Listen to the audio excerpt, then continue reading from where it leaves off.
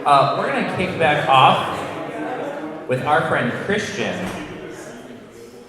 and his talk about superscoping. Please give him a hand.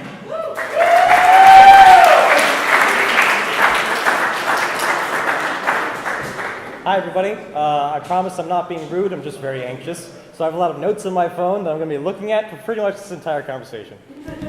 Please don't mind me. This is superscoping, checking yourself before wrecking yourself, by me. This is me. I am Christian Scandariato. I'm a game designer. I graduated from Full Sail in 2015 with a Bachelor's of Science in Game Design. I've worked on these games. World Next Door is currently in production, as well as Plunge. I released Bottoms Up this year with Mo Cohen. It was fantastic, and I enjoyed it a lot. And I am working on a lot of other stuff that I can't talk about at all. So what's scope? Scope is the measurement and planning of the breadth and depth of a project. Scope is the understanding of how a vision meets execution. Scope is something that must be decided and not discovered along the way. And scope can vary from project to project. Sorry, it's a good one. Scope can vary from project to project and team to team, but must be considered with every decision during the production process.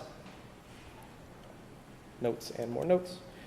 Overscoping is defining the scope of your game, but planning for too much before production reaches late stages. So if you're making Minecraft 2 and you need to make a second Earth, and you want to decide that before you start producing your second Earth, it's going to get a little hairy when you get later on. Feature creep is the opposite. It's defining the scope of your game, but adding too much after production reaches late stages. So in the middle of your production, you decide you need a second Earth, time to start over. So this is me playing the prototype version of World Next Door, I think maybe a year and a half ago now, at a PIGSquad Drink and Draw meetup, just like this one.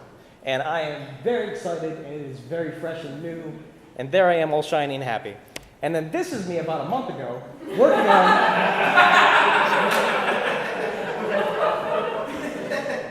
on the World Next Door, coffee in hand, exhausted, 5 months overgrown, which I'm now calling a beard. And I feel like this is a pretty good metaphor for game development as a whole. If you start really happy and bright and fun, and you think everything's going to go great, and you're starting off in a really happy place, and then a month before you're supposed to be finishing, you realize there's a lot of things you haven't cut in a while.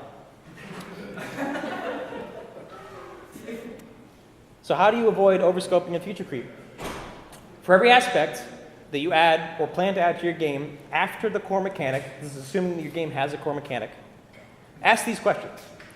Is this crucial to deliver the initial vision of the game as a whole?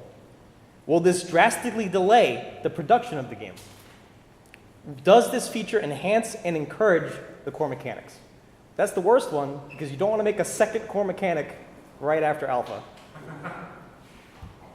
So, this is where it gets a little mean, and I'm sorry. But ideas are cheap, and design is expensive. So you are a new designer working on a 3D action game, and your boss has come to you and asked you to make the next boss for their game. So you're like, all right, I have this great idea. Giant flying squirrel. No, giant flying cyborg demon squirrel. I'm gonna make it super new and unique, and like nothing in the game before. Make sure that everyone's gonna play it and really enjoy it. It's gonna be this big event. And you pitch this to your boss, who pitches it to the rest of the team. So now you need a giant flying demon squirrel, which means you need new concept art for the squirrel, new effects, new audio for the squirrel. Flying doesn't exist yet, so you need the engineers to make that. They need to just define how it flies. Is it on a spleen? Is it a dedicated flight path? Can it fly anywhere? You need to make a new area for flying so it's big enough. You need to decide all of the level art, which means more concept art. Then you need to script the level art. That requires a whole lot of back and forth. Then you need effects in it, and also sound for those environment arts. And then you need to test it. And all of a sudden, your small idea turned into 30 people's worth of work. Obviously, this is an extreme example, and an example of a big studio where you're a very small part of it and you're pitching to a large team. So what if you're the only person working on the game? What if the game is just you doing all the aspects of the game? There's still one thing that has to be done for every idea that goes in your game. It is irremovable. It has to be completed. Playtesting. Everything in your game needs playtesting. And it's something that, after a point, you can't do. Unlike college research papers in this presentation right here, your first draft probably isn't great. You, as a designer and the creator and the best player of the world of this game, are going to reach a point where you no longer have fresh eyes. You cannot see the problems that are arriving in your game. You can't decide why something is too hard or too simple.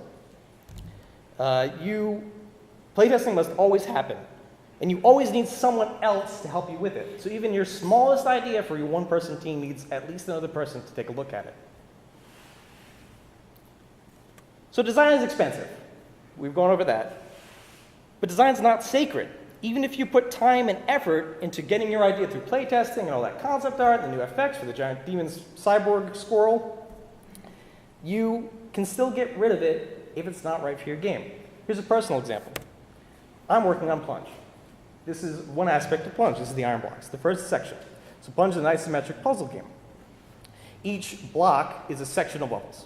Each section of levels is being created by me and my team, and we decided at the start of the game that we're going to go for 7 blocks of levels.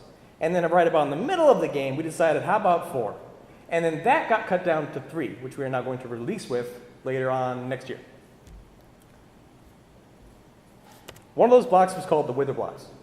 So Plunge takes place in a big, super, mega crazy prison, and the WITHERBLOCKS is sort of like your training yard area. So it's really overgrown, and you have all these weird enemies in it. The WITHERBLOCKS was my absolute favorite cut idea. I wrote all of these things for it. I wrote constant behaviors, I gave aesthetic ideas, I had mechanics, they were going to work together.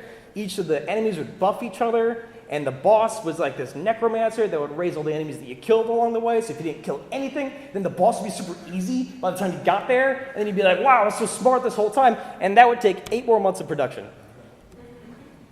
So we cut it. And every time I talk about this, and every time I bring it up or even think about it, I get so excited about this idea. Because it's so cool, but it had to go. Plunge has been in development for about 2 years now. As I stand here, it's going to be in development for another 8 months. That is 2 years and 8 months longer than we thought it would take to release this game.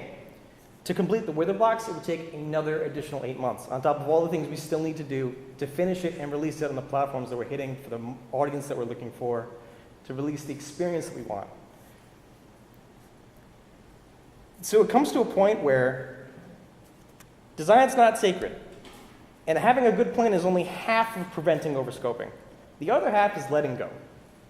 Even if you have the best possible idea and you've done all this research and you've written all these documents and you have concept art that's ready to go, you still can have an opportunity to get rid of it.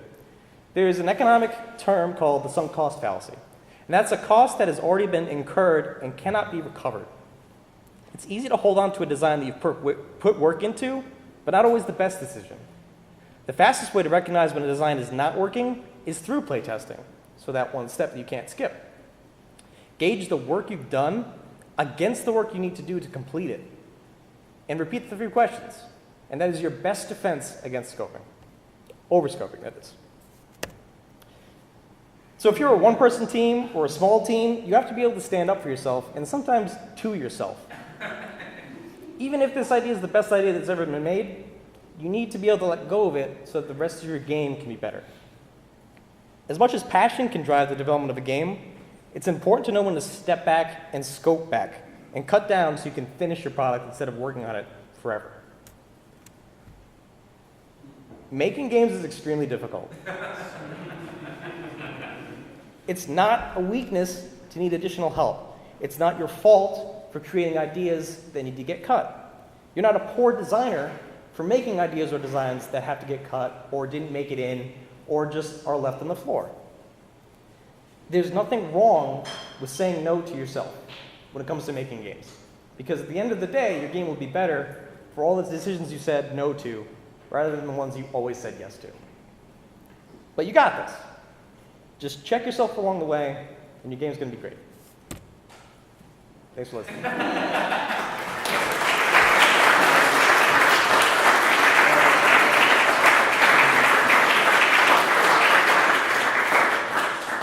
Anyone have questions about just the design part of scoping?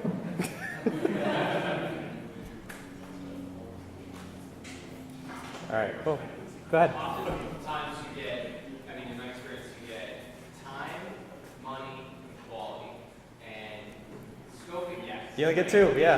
Like, it's all good in theory, but like, how do you recommend teams approach that situation in regards to scoping? So how do you recommend solving the time, money, and effort problem for scoping Yeah. in a team setting? Yeah. The number one way to do it is have a lead. A lot of people like to have black box design where we're all designers, we're all in this together, and each idea is important and great. And that goes to a point. And then when you are arguing about 2 things that you both see the same value in, you need to have one person just say, like, listen, I'm sorry, this is not going to make it in. And sometimes that involves being the bad guy. A producer can also fill this role if you are on a team that is large enough to authorize a producer. On a smaller aspect, you can defend your ideas better or worse, or understand which ideas are more important than others by coming back to the core design and asking yourself those questions. This is the game we've outlined. Is this thing that you want really going to make it better? Is it worth the cost that'll make it better? Is it worth the effort that'll make it better? Are all those things equal? Is all of it a straight line up? Is adding one more gun really going to make your experience better, or is just polishing the 5 that we have good to go? Right? So you need to make a strong argument, especially if you're all the same level of role. You need to make a strong argument for your thing so that when you say, my idea is really good, you can convince someone and not just say, my idea is really good, trust me. Because that never works. Anybody else? Who's your favorite wrestler? My favorite wrestler? Currently or legacy? Ric Flair, the Nature Boy. Currently, it's probably Mustafa, but I don't know, like all the cruiserweight guys really getting me. So, we'll talk. Everyone else, we good? All right, cool.